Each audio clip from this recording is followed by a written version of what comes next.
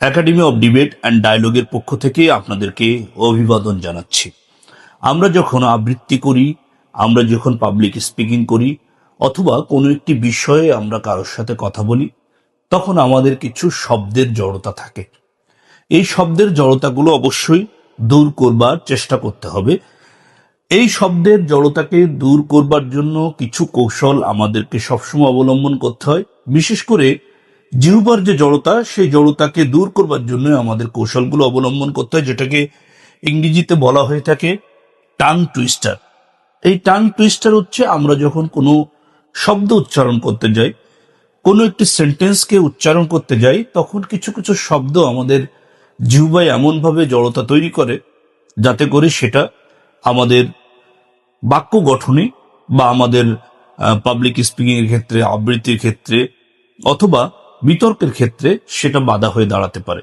তাহলে এই ধরনের জড়তা দূর করবার জন্য আমাদের কি করণীয়, সেটার একটা কৌশল আমরা বলছি। কিছু কিছু বাক্যের অনুশীলন আমাদের এই ধরনের জড়তাকে দূর করতে পারে। সেরকম আমি কয়েকটি বাক্য এখানে লিখেছি। প্রথম যে বাক্য, সেটি হচ্ছে পাখি পাকা পেঁপে খায়।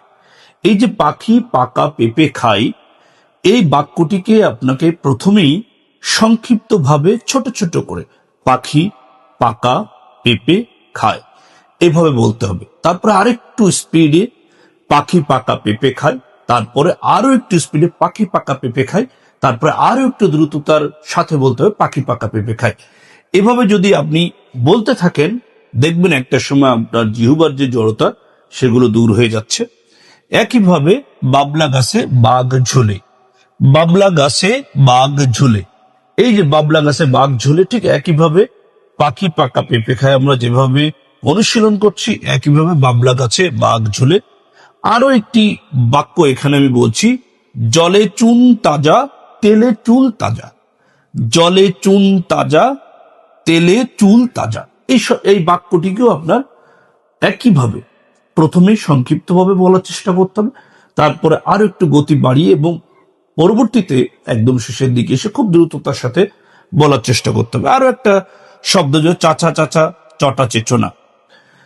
এই বাক্যগুলোকে যদি আপনি সঠিকভাবে উচ্চারণ করতে পারেন এবং দ্রুততার সাথে উচ্চারণ করতে পারেন, তাহলে আপনি যখন আবৃত্তি করবেন, যখন আপনি পাবলিক স্পিকিং করবেন, যখন আপনি বিতর্ক করবেন, তখন দ্রুততার সাথে কথা বললেও আপনার জিহ্বার যে জড়তা, সেটা কিন্তু থাকবে না। সুতরাং যারা আবৃত্তি করতে চান, যারা বিতর্ক করতে চান, যারা পাবলিক স্পিকিং করতে চান, তাদের অবশ্যই জিহ্বার জড়তা দূরকরণের জন্য এই ধরনের কৌশল অবলম্বন করতে হবে। আরো অনেক ধরনের এই ধরনের বাক্য রয়েছে, যে বাক্যগুলো আমাদেরকে জিহ্বার যে জড়তা, সেটা দূর করতে সহায়তা করবে।